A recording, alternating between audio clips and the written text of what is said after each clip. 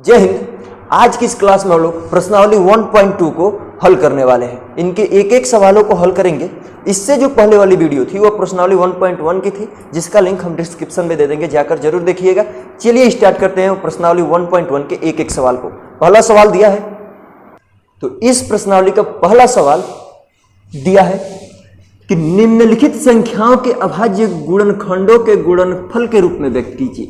मतलब ये है कि ये जो सभी संख्याएं हैं इन सभी का फैक्टर करना है, गुणनखंड करना है, और वो जो गुणनखंड आएगा उसको बस लिख देना है। तो चलिए इसमें जो पहला सवाल दिया है 140, इसका फैक्टर करना है, लिख लेंगे 16। 140 का फैक्टर करेंगे तो ये 2 से कटेगा, 2 7 14 0, फिर 2 से 35 12, फिर कटेगा 5 से, तो 5 7 35, 7 1 7 हो जाएगा। तो जो इसके अभाज्य गुणनखंड होंगे लिख लेंगे यहाँ अभाज्य गुणनखंड। अभाज्य गुणनखंड सबसे पहले हम लोग अब अभाज्य संख्या को सीख लेते हैं। अब आई गए तो अभाज्य संख्या क्या होती है कि वह संख्या जो खुद से कटे, खुद से कटने वाली जो संख्या होती है वो अभाज्य संख्या होती है। जैसे 2 है, 3 5 7 11 13 17 19 23 29 31 37, ये सभी जो संख्याएं हैं ये सभी अभाज्य संख्या है। मतलब किसी दूसरे संख्या से नहीं कटने वाली संख्या, खुद से कटने वाली संख्या अभाज्य संख्या कहलाती है। तो इन्हीं अभाज्य संख्याओं से ही हम लोग भाग फैक्टर करेंगे, इसका कोनो और दूसरे संख्या से नहीं करेंगे। तो अभाज्य गुणनखंड इसका क्या क्या होगा, 2 होगा, 2 गुणे 2 गुणे 5 गुणे 7 होगा, यही इसका अभाज्य गुणनखंड होगा। तो ये 2 2 बार आया तो इसको लिख सकते हैं 2 का पावर 2 इंटू 5 इंटू 7, यही इसका आंसर होगा। समझ में आ गया होगा। अगला सवाल करते हैं। इसका दिया है 156, इसका फैक्टर करना है। तो ये 2 से कटेगा, 2 7 14 2 8 16, फिर 2 से 2 3 6, बच गया 1 18, 2 9 18। अब 39 3 से कटेगा, 3 1 3 3 3 के 9, फिर 13 अभाज्य संख्या है तो 13 से कटेगा। तो अभाज्य गुणनखंड इसका क्या होगा, अभाज्य गुणनखंड, इसका अभाज्य गुणनखंड होगा 2 गुणे 2 गुणे 3 गुणे 13। इसको लिख सकते हैं 2 का पावर 2 गुणे 3 गुणे 13, यही इसका आंसर होगा। तो इसका अगला सवाल वाला अब करते हैं 38 225 वाला। इसको लिख लीजिएगा, मिटा देते हैं इसको।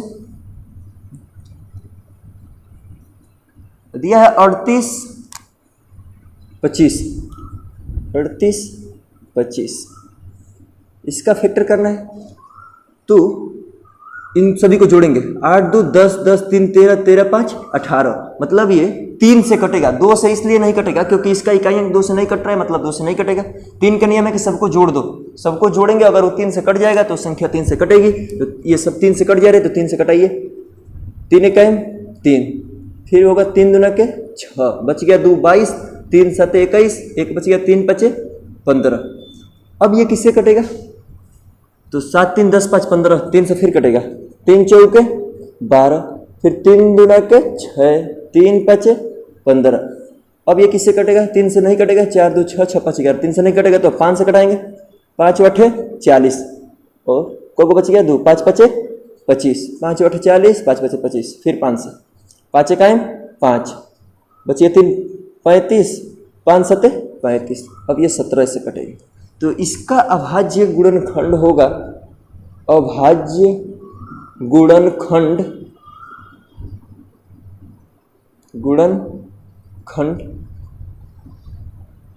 3 गुणे 3 गुणे 5 गुणे 5 गुणे 17 होगा। तो 3 का पावर 2 लिख सकते हैं, इसको लिख सकते हैं 5 का पावर 2 इंटू 17 आंसर। अब हम लोग करते हैं अगला सवाल। इसमें का चौथा पहले का दिया हुआ है 5005।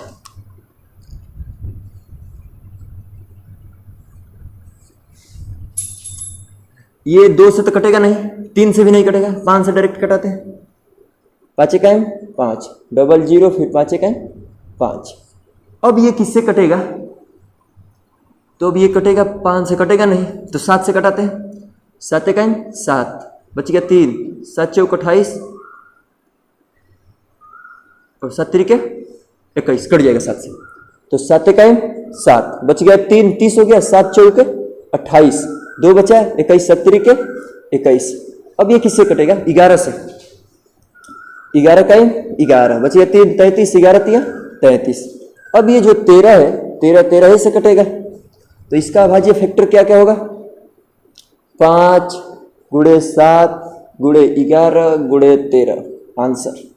कोई संख्या 2 बार नहीं है तो पावर नहीं चढ़ाएंगे। अब इसका अगला सवाल दिया है 74 29, 74 29।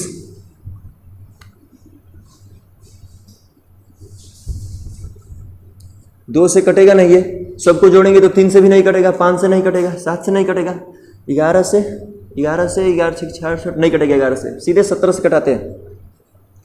तो 17 दुना के 34, 17 तिया 51, 17 चौके 68, 17 चौके 68, बच गया 6 62।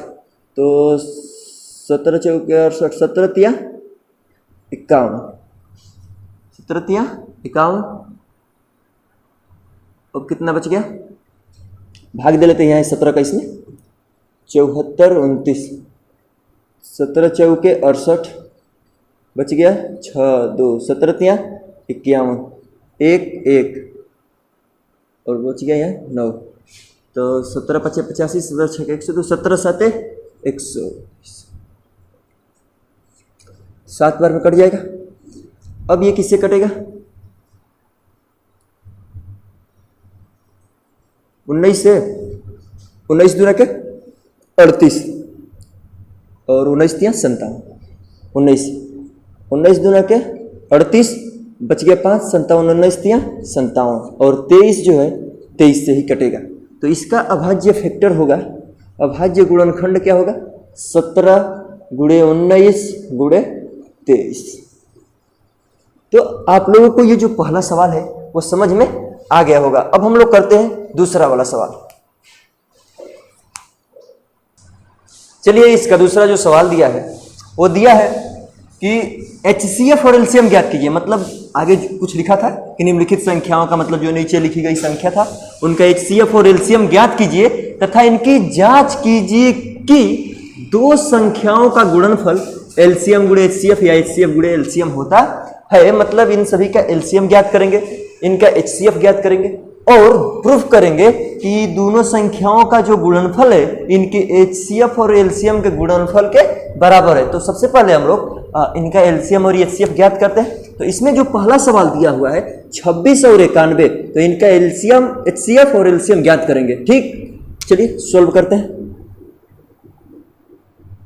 सोल्व में लिखेंगे 26 का पहले फैक्टर करते हैं। जरूरी नहीं कि हम लोग यूक्लिड विभाजन प्रमेय का प्रयोग करके हम इनका HCF ज्ञात करें या LCM तो ज्ञात नहीं करेंगे, तो हम लोग गुणनखंडीय विधि से यूज करके ज्ञात कर सकते हैं। ठीक है, आप गुणनखंड विधि को जानते हैं कि 26 का फैक्टर कर लेंगे। इधर 26 का फैक्टर 2 एकाएम 2 2 3 6 13, 13 से कटेगा, मतलब 2 गुणे 13 होगा।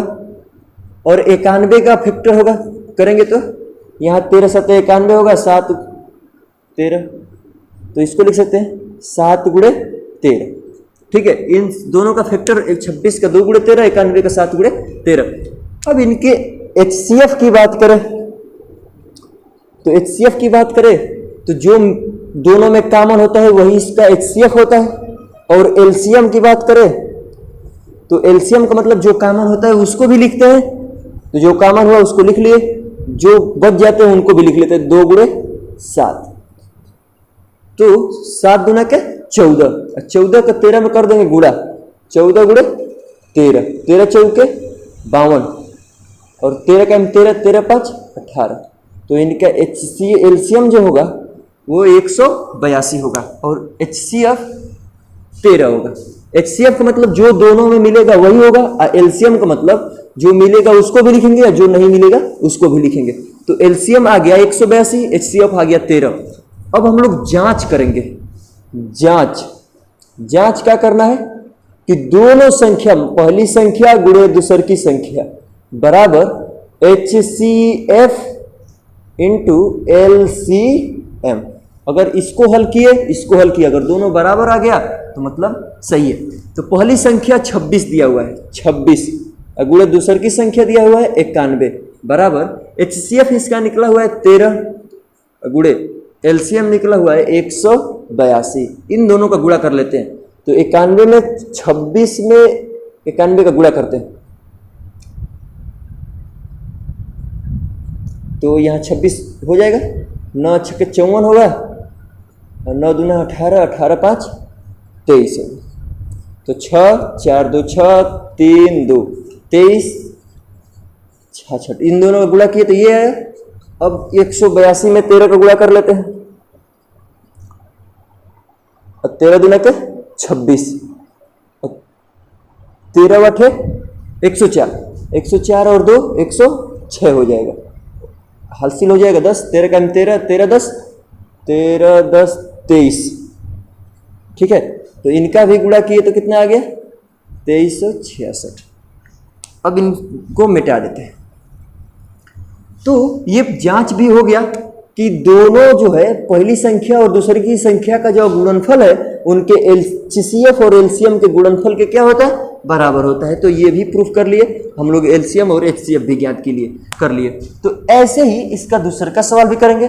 सेम ऐसे ही तीसरा सवाल करना है कि पहले हम लोग LCM HCF ज्ञात कर लेंगे, अब उसके बाद लिया के इसमें रख देंगे। दो संख्याओं का गुणनफल जो है उनके HCF और LCM के बराबर होगा। तो बस यही प्रूफ करना था। अब इसका दूसरा वाला सवाल करते हैं। दूसरा सवाल जो दिया है 510 और 92। तो 510 और 92 का, तो 510 का फैक्टर करके यहां लिख लेंगे और 92 का फैक्टर यहां लिख लेंगे।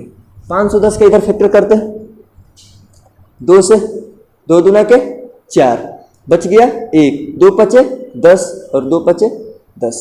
फिर अब 5 से ले जाएंगे तो 5 पचे 3 से ले लेते हैं, 3 से भी कट जाएगा, 5 5 10 2 12 3 3 9 8 24 3 5 15।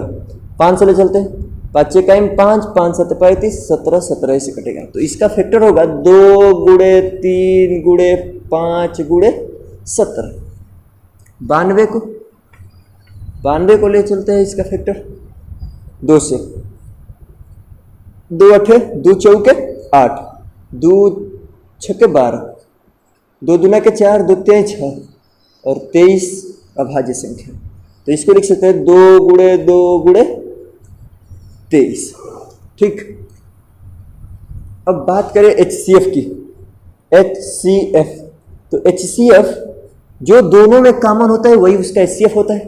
तो दोनों में कॉमन है 2 और कुछ कॉमन नहीं है, तो इसका HCF कितना होगा 2 होगा। HCF कितना होगा भैया 2 होगा। और कोई संख्या कॉमन नहीं ना है, नहीं है। और LCM का मतलब जो कॉमन होगा वो भी, जो कॉमन नहीं रहेगा वो भी, दोनों लिखेंगे। तो कॉमन है 2 तो 2 को लिख लेंगे। अब बच गया एक, इसमें से 3 5 17 3 5 17 और यहाँ बच गया 2 और 23 बचेगी। इन सभी का गुणा करेंगे, गुणा कर लेते हैं। 2 3 6 6 5 30 और 30 दूना के 60, इतना हो जाएगा। गुणे 17 17 3 51 को 1 और 17 दूना के 34 34 5 39। ठीक, अब गुणा कर लेते हैं इसका। 6 का 6 6 9 54 को 4 और 6 3 18 और 18 5 23 हो जाएगा। 1 0 बढ़ा लेंगे तो इसका LCM आ जाएगा इतना 23,460। अब हम लोग इसका जांच करते हैं कि बात सही है कि गलत है। जांच करते हैं। जांच में क्या होता है कि पहली संख्या और दूसरी संख्या का गुणनफल बराबर होता है उसके HCF और LCM के। ठीक है, तो पहली संख्या कितना दिया है 510 और दूसरी संख्या दिया हुआ है 92। HCF निकला हुआ है इसका 2 और LCM निकला हुआ है 23,460। गुणा कर लेते हैं इन सभी का। तो 92 में 51 का गुणा करके एक जीरो बढ़ा देंगे, ठीक है। तो हो जाएगा 2 9 5 दूना के 10, 5 9 45, 45 1 46, 2 9 6 4 एक जीरो बढ़ा देंगे, ठीक। तो यहाँ हो जाएगा 46 920 बराबर, इसका गुणा करते हैं 0 2 छक्के 12 को 2 2 चौके 8 8 1 9 2 तिहाई 6 और 2 दूना के 4, मतलब ये दोनों आपस में क्या हो गए बराबर। इसका मतलब ये प्रूफ भी हो गया कि दो संख्याओं का गुणनफल इनके एचसीएफ और एलसीएम के बराबर होता है। तो ये भी क्लियर हो गया होगा आपको। अब ऐसे ही तीसरा सवाल को करेंगे।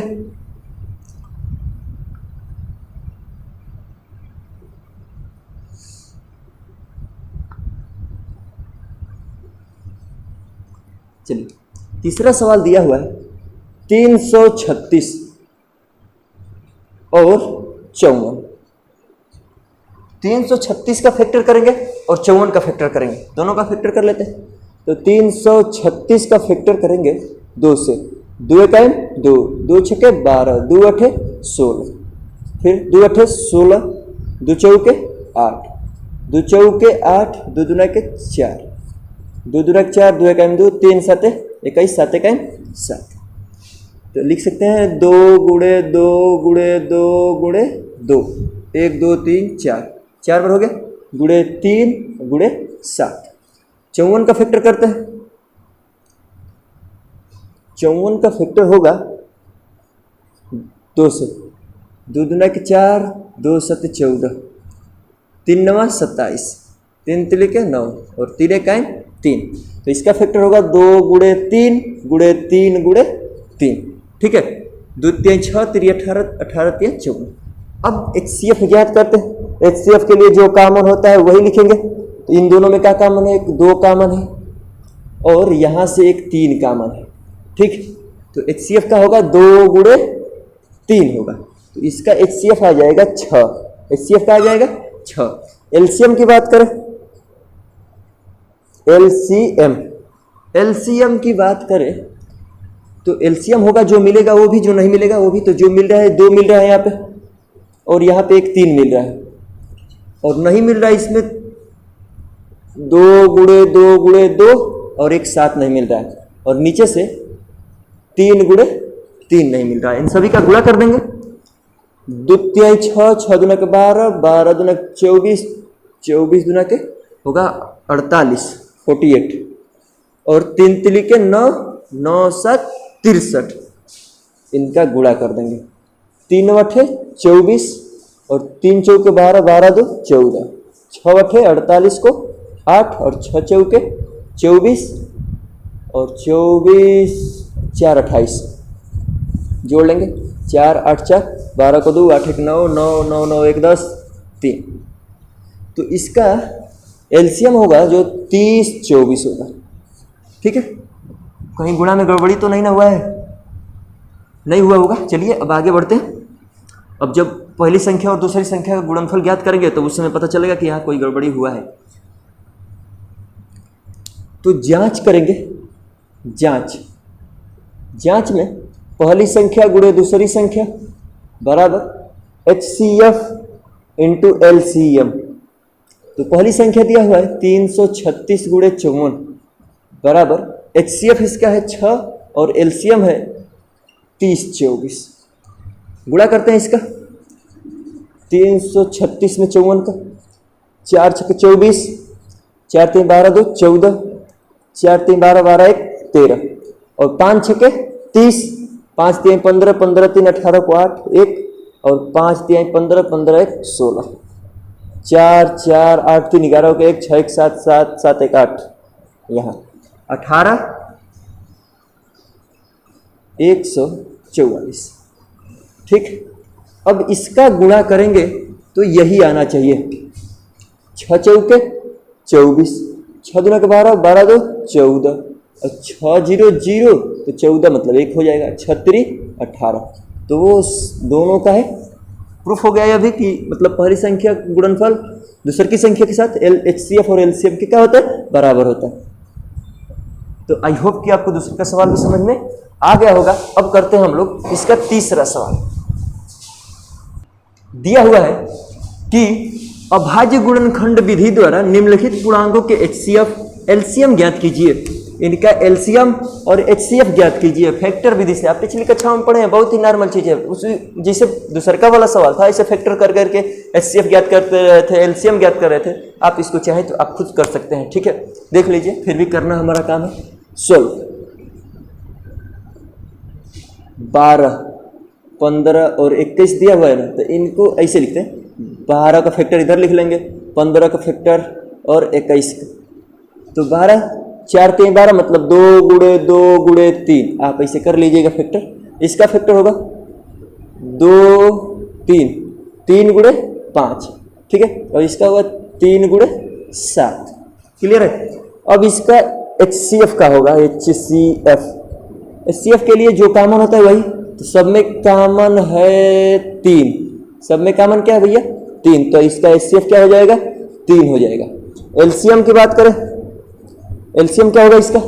तो जो कॉमन होगा वो भी, जो कॉमन नहीं होगा वो भी। तो 2 गुणे 2 2 गुणे 2, अब कॉमन हुआ है 3 और बच गया एक 5 गुणे 7 बच गया। तो गुणा कर देंगे, 2 दूना 4 3 12 5 60, 60 गुणे 7 तो 7 छक 42 420 आ जाएगा।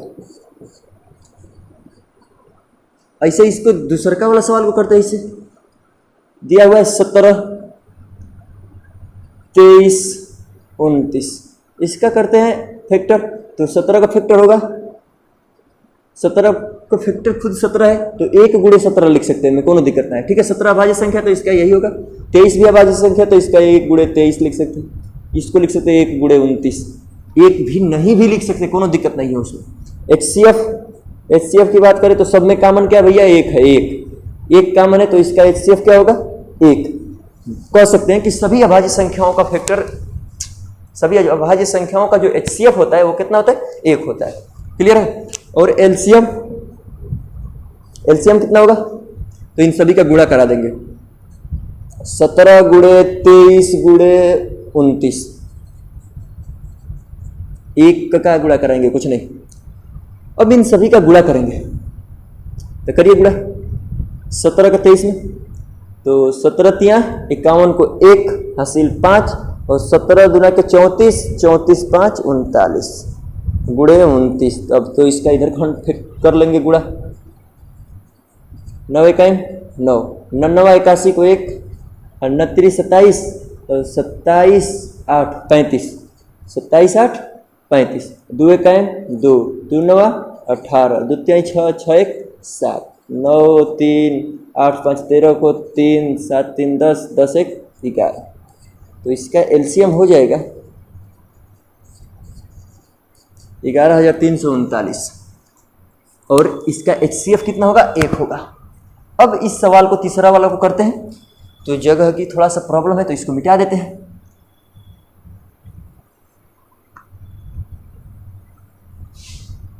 तीसरा वाला क्वेश्चन दिया है 8 9 25। इन सभी का फैक्टर करते हैं। 8 का 2 दूना के 4 दूना के 8 3 तिलिक के 9 और 5 पचे 25। क्लियर हो गया। अब कह रहा है इसका HCF और LCM ज्ञात कीजिए। तो HCF की बात करें तो HCF जो कॉमन होगा वही। सब में कॉमन क्या है? सब में कॉमन कुछ नहीं कॉमन, तो 1। इसमें भी 1 हो सकता है, 1 सब में कॉमन कुछ नहीं है तो 1 होगा। और LCM गुणा करा देंगे सबका गुणा।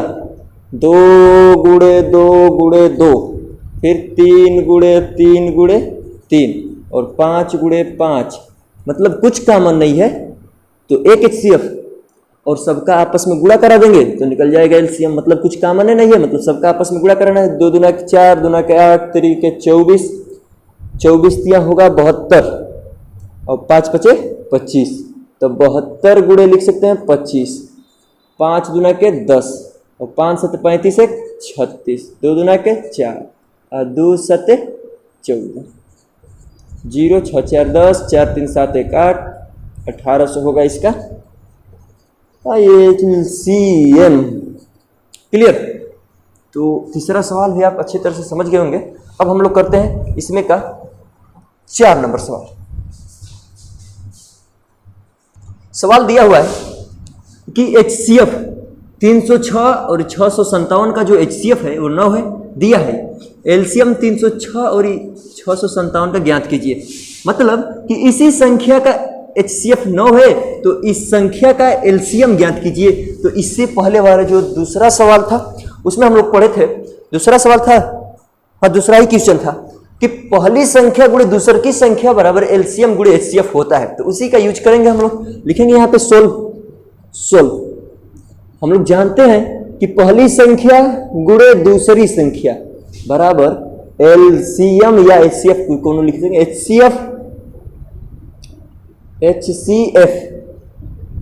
गुणे एलसीएम होता है। ठीक है, तो पहली संख्या है 306 और दूसरी संख्या है 657। इसका HCF है 9, तो हम लोगों को एलसीएम ज्ञात करना है। तो एलसीएम मान लेते हैं कि इसका 100 होगा। क्लियर है, ये गुणा में है तो इस भाग में चला जाएगा। तो 306 गुणे 657 बट्टा में 9। ठीक है,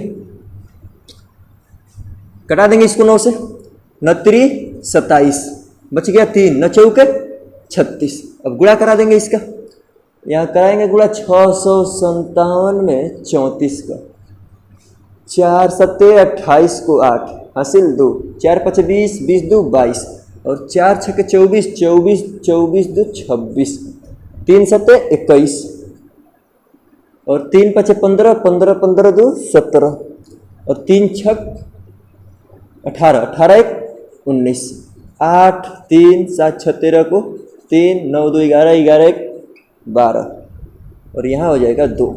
तो इसका एलसीएम जो आएगा, x का मान मतलब एलसीएम वो आएगा 22 3 8 इतना। तो आपको ये सवाल अच्छी तरह से समझ में आ गया होगा। तो अब करते हैं अगला सवाल। क्वेश्चन नंबर 5 जो दिया हुआ है वो कह रहा है कि जांच कीजिए कि क्या किसी प्राकृतिक संख्या n के लिए संख्या 6 का पावर n जो है वो अंक 0 पर समाप्त हो सकती है। इसकी जांच करना है। तो जांच करेंगे कैसे, देखिए ध्यान से। कोई प्राकृतिक संख्या n के लिए नेचुरल नंबर है n नेचुरल नंबर का मतलब n का मान जो होता है 1 2 3 डॉट डॉट इन्फिनाइट तक। प्राकृतिक संख्या की शुरुआत 1 से होती है। ठीक है, 1 से लेकर अनंत तक। ठीक, तो इसी को कह रहा है कि क्या किसी प्राकृतिक संख्या n के लिए 6 का पावर n, 6 का जो पावर n है वो क्या कभी 0 पर समाप्त हो सकता है कि नहीं हो सकता है, यही बात प्रूफ करना है। तो 6 का पावर n का मतलब समझने के लिए 6 का पावर 1 लिख देंगे, 6 का पावर 2, 6 का पावर 3, 6 का पावर 4 डॉट डॉट ऐसे ही करते रहेंगे। तो देखते हैं ये 0 पर समाप्त हो रही है कि नहीं हो रही। तो 6 का पावर 1 मतलब 6, 6 का पावर 2 का मतलब 36 और 6 का पावर 3 216 होगा। ऐसे ही 6 का पावर 4 है तो 216 में 6 से गुणा कर देंगे, 6 6 36, 36 18, 18 18 3 21, 6 2 12, 12 2 14। ठीक है, 1416 फिर से गुणा कर लेंगे, 6 6 36 और 6 1 6 6 3 9। ठीक है, और 6 2 के 12, गलत हुआ था, 1296। ऐसे ही आगे करते जाएंगे। ठीक है, तो हम लोग ये पाते हैं इसमें कि 6 का पावर अगर कोई भी अंक होगा प्राकृतिक संख्या तो इसका जो इकाई अंक है वो हमेशा 6 पर समाप्त हो रहा है। किस पर हो रहा है, 6 पर समाप्त हो रहा है। तो ये तो कह सकते हैं कि ये जो 6 का पावर n है ये कभी 0 पर समाप्त नहीं हो सकता, ये कभी 0 पर समाप्त नहीं हो सकता। 0 पर समाप्त होने के लिए कोई अंक जो है 0 पर कोनो अंक कैसे समाप्त होगा, जब उस जो अंक होगा उसका जो फैक्टर होगा गुणनखंड जो गुणनखंड होगा, नया मन बजाया, जो उसका गुणनखंड होगा वो गुणनखंड 2 का पावर n इंटू 5 के पावर m का रूप का होना चाहिए। मतलब ये 2 गुणे 5 के रूप का होना चाहिए। जैसे 100 है 100, 100 का फैक्टर करेंगे तो 2 5 जरूर मिलेगा, 10 का फैक्टर करेंगे तब वो इसमें 2 5 मिलेगा, 30 का करेंगे तब वो 2 5 मिलेगा, 40 का फैक्टर करेंगे 2 5 जरूर ही मिलेगा फैक्टर इसमें। तो 0 तभी आएगा जब उसका फैक्टर 2 और 5 के रूप का होगा, या 2 के पावर का हो या 5 के पावर का हो, तो तभी वो 0 पर समाप्त हो सकती है। मेरी बात समझ में आ गई होगी आपको, नहीं आई है तो एक और एग्जाम्पल लेते हैं जिसे समझते हैं। मान लेते हैं हम लोग 40 है, तो कहेंगे कि ये जो 40 है ये 0 पर समाप्त हुआ है, तो 0 पर जब समाप्त हुआ है तो इसका जो फैक्टर होगा, इसको कर देंगे पहले 20 बार में 10 5, तो इसको लिख सकते हैं 2 गुणे 2 गुणे 2 गुणे 5, मतलब 2 का पावर 3 इंटू 5 का पावर n। तो कह सकते हैं यहाँ पे कि 2 का पावर n इंटू 5 का पावर m के रूप का होगा, जरूर होगा वह संख्या अगर 0 पर समाप्त हो रही हो तो ये जो संख्या है 6 का पावर 1, 6 का पावर 2, 6 का पावर 3, ये कभी 0 पर समाप्त हो ही नहीं रही है। इसका मतलब ये है कि जो इसका फैक्टर होगा, 6 का फैक्टर जो होगा 6 का, ये 2 गुणे 5 के रूप का नहीं होगा, मतलब 6 का फैक्टर 2 गुणे 3 हो गया, 2 गुणे का हो गया 3, यहाँ 2 गुणे का आना चाहिए हम लोगों को, 2 गुणे 5 आना चाहिए, 2 गुणे 3 आएगा तो इसका फैक्टर नहीं होगा, मतलब इसका जो 0 पर समाप्त होने वाली संख्या है वो नहीं हो गई, ठीक ना। तो 0 पर समाप्त होने के लिए उस संख्या को 2 का पावर n इंटू 5 के पावर m के रूप का होना चाहिए। क्लियर हो गया होगा आपको कि 0 पर संख्या तभी समाप्त होगी जब उसके 2 का पावर n 5 के पावर m के रूप का होगा। जिसे हम लोग पता कर सकते हैं कि 8 का पावर n 0 पर समाप्त हो सकता है, 8 का पावर जो n है क्या ये कभी 0 पर समाप्त हो सकता है? तो कहेंगे इसका तुरंत फैक्टर करेंगे इसका 8 का, तो इसका 2 गुणे 2 गुणे 2 आएगा, मतलब 2 का पावर n आएगा, 2 का पावर n। अब आप कहेंगे कि 2 का पावर n नहीं, 2 का पावर 3 और 5 का पावर कुछ नहीं है तो 0 लगा सकते हैं, मतलब ये 0 पर समाप्त हो सकता है, कभी ना कभी ये 0 पर क्या होगा, समाप्त होगा। कहने का है कि ये 8 का फैक्टर 2 गुणे 5 के रूप का है। अब कहेंगे 5 कहां से ला दिए, तो 5 अपने मान से ला दिए, एक पावर 1, किसी भी संख्या का पावर अगर 0 होगा तो उसका मान क्या हो जाता है, 1 हो जाता है। आपको समझ में आ गया होगा। अब करते हैं अगला सवाल। क्वेश्चन नंबर जो 6 दिया हुआ है वो दिया हुआ है कि व्याख्या कीजिए कि 7 गुणे 11 गुणे 13 प्लस 13 और 7 6 4 5 3 2 1 प्लस 5 भाज्य संख्या है। तो भाज्य संख्या के बारे में पहले हम लोग समझते हैं कि भाज्य संख्या होती क्या है।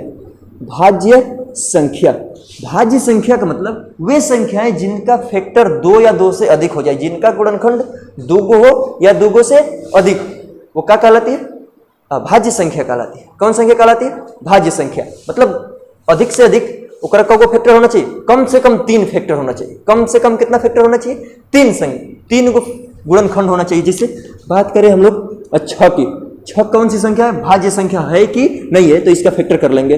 2 तिहाई 6, 3 एकाई 3, तो 2 गुणे 3, 2 गो फैक्टर हुआ ना, एक फैक्टर इसका 1 भी होगा तो कम से कम कौ गो फैक्टर हुआ, 3 गो फैक्टर हुआ। एक अभाज्य संख्या लेते हैं 5 का अगर फैक्टर करेंगे तो 5 से कटेगा, तो इसको 5 का फैक्टर 1 गुणे 5 लिख सकते हैं, 1 गुणे 5। तो ये जो 5 है ये भाज्य संख्या नहीं है, ये जब क्या है, अभाज्य संख्या है। तो कम से कम कितना फैक्टर होना चाहिए, 3। तो वे संख्याएं जिनका 2 गो से अधिक, मतलब 3 या 3 से अधिक फैक्टर हो, उसे कहते हैं भाज्य संख्या। साधारण भाषा में कहते हैं वो संख्या जो किसी न किसी अंक से कट जाए उसे भाज्य संख्या कहते हैं। अब हम लोग सवाल को करते हैं। सवाल दिया हुआ है कि 7 गुणे 11 गुणे 13 प्लस 13 ये कैसे भाज्य संख्या है। अगर ये भाज्य संख्या नहीं होती तो इसमें से कॉमन नहीं लिया जा सकता। कॉमन का मतलब उस संख्या में उस किसी संख्या का क्या हो जाना, भाग चली जाना। तो इसको अगर ध्यान से देखेंगे इतना पार्ट, तो इन दोनों में से 13 कॉमन हो जा रहा है। क्या हो जा रहा है भैया, 13 कॉमन। तो बच रहा है 7 गुणे 11 गुणे 1 बच जाएगा, यहाँ से 13 कॉमन हो जाएगा तो 1 प्लस 1 बच गया। ये मतलब है कि पूरी संख्या में किससे भाग चली जा रही है, 13 से। तो किसी संख्या में अगर भाग जा रही है एक मतलब ये क्या है, भाज्य संख्या है। कौन संख्या है, भाज्य संख्या। आपको अच्छी तरह से समझ में आ गया होगा। वही इसमें भी वही काम है, मतलब इन दोनों में से 5 कॉमन हो जा रहा है, 5 कॉमन हो जा रहा है। तो इसका मतलब ये भी कौन संख्या है, भाज्य संख्या है। अच्छी तरह से आपको क्लियर हो गया होगा कि भाज्य संख्या किसे कहते हैं। भाज्य का मतलब किसी न किसी संख्या से भाग चली जाना। तो ये दोनों संख्याओं में 5 कॉमन हो जा रहा है, मतलब इस संख्या में 5 से भाग चली जा रही है, इन दोनों संख्याओं में 5 से भाग 13 से भाग चली जा रही है। तो दोनों किस प्रकार की संख्या हुई? भाज्य संख्या हुई। अब हम लोग करते हैं इससे अगला वाला question, question number 6। Question number जो 7 दिया हुआ है वो काफ़ी बड़ा लिखा हुआ है। अब उसको लिखने में थोड़ा सा दिक्कत हो रही है कि कितना टाइम बर्बाद हो रहा है। तो हम उस सवाल को पढ़ देते हैं जो सवाल दिया हुआ है। अब कह किसी खेल के मैदान के चारों ओर एक वृत्ताकार पथ है। एक खेल का मैदान है जिसके चारों तरफ एक वृत्ताकार पथ है। एक वृत्ताकार पथ है। इस खेल के मैदान के चारों तरफ एक वृत्ताकार पथ। कर इस मैदान का एक चक्कर लगाने में सोनिया को 18 मिनट लगते हैं। मान लेते हैं यहीं से सोनिया चलेगी। सोनिया को कितना मिनट लगता है? एक चक्कर लगाने में सोनिया को लगता है 18 मिनट। कब मिनट लगता है? 18 मिनट लगता है। इसी राउंड का इस गोल वृत्त पर चक्कर लगाने में, इस वृत्ताकार पथ पर जो दौड़ने में उसको कितना मिनट लगता है? एक चक्कर लगाने में 18 मिनट लगता है। आय करे जबकि इसी मैदान का एक चक्कर लगाने में रवि को 12 मिनट लगता है। एक रवि है, रवि, इसको लगता है 18 मिनट। इस राउंड चक्कर लगाने में कितना लगता है? इसको 18 मिनट लगता है। इसको हटा देते हैं। सोनिया को इसको एक चक्कर लगाने में 18 मिनट, रवि को लगता है 12 मिनट। ठीक है, तो इन दोनों में से कौन तेज दौड़ रहा है? रवि तेज दौड़ रहा है। ठीक है, क्योंकि उसको इसके पास जो टाइम है वो कम ले रहा है एक राउंड लगाने का। अब वो एक राउंड लगाने में 18 मिनट, ये 12 मिनट। इसका मतलब जो समय कम लेगा वो तेज, मतलब स्पीड उसकी अधिक है। आगे कह रहे मान लीजिए वे दोनों एक ही स्थान और एक ही समय पर चलना प्रारंभ करते हैं, एक ही दिशा में, तो कितने समय बाद वह पुनः फिर से मिलेंगे? कह रहे कि दोनों अगर एक ही साथ यहाँ से अगर दौड़ना स्टार्ट कर दे तो पुनः ये कब मिलेंगे? एक साथ फिर कहाँ मिलेंगे? कितने समय पर मिलेंगे? ठीक है, तो जो ये 12 मिनट में एक चक्कर लगा रहा है, तो 12 मिनट में एक चक्कर लगा दिया, तब तक सोनिया जो रहेगी यहाँ पहुंची रहेगी। ठीक ना, 18 मिनट में ही चक्कर लगा रही है, तो ये जो 12 मिनट में चक्कर लगा रहा है तो ये 18 मिनट में लगा रही, मतलब इसका एक चक्कर हो गया होगा तब तक ही यहाँ पहुंची होगी। जब ये यहाँ पहुंचेगा तभी यहाँ पहुंच जाएगी। ऐसे ऐसे करके कब ये एक चक्कर, मतलब ऐसे ऐसे कब ये मिलेंगे? तो सोनिया की बात करें, सोनिया एक चक्कर लगाएगी 18 मिनट में, तो अगला चक्कर लगाएगी 36 मिनट में, फिर अगला चक्कर लगाएगी, ऐसे ऐसे बढ़ेगा 18, 36, 18, 54 डट ऐसे ऐसे चक्कर लगाएगी। जो रवि होगा वो एक चक्कर लगाएगा 12 मिनट में, अगला चक्कर लगा देगा 24 मिनट में, अगला चक्कर लगा देगा 36 मिनट में, अगला चक्कर लगा देगा 48 मिनट में, डट। तो ये कब एक साथ मिलेंगे? तो इस प्रकार का जो सवाल आता है, जो क्वेश्चन आते हैं, उनका एलसीएम निकालते हैं। क्या निकालते हैं? एलसीएम। अब ये कब मिलेंगे पुनः? तो कब मिल रहे हैं? 36 मिनट बाद मिल रहे हैं। कब मिनट बाद मिल रहे हैं? 36 मिनट बाद मिल रहे हैं। अब कब मिलेंगे? तो 18 चौक 72, यहाँ 12 चौक 48, 12 25 60, फिर 12 छक 72। अगला कब मिलेंगे? अब 72 मिनट बाद मिलेंगे। तो हम लोगों को फिर पूछ रहे हैं कि अगला कब मिलेंगे, तो 72 नहीं होगा, अब यहाँ पे क्या होगा? इसका 36 आंसर होगा। क्या होगा? 36। कब मिलेंगे? तो 36 मिनट बाद मिलेंगे। क्लियर हो गया होगा? आई होप कि आपको ये पूरा सवाल समझ में आ गया होगा। तो मिलेंगे अब नेक्स्ट वीडियो में, तब तक के लिए जय हिंद।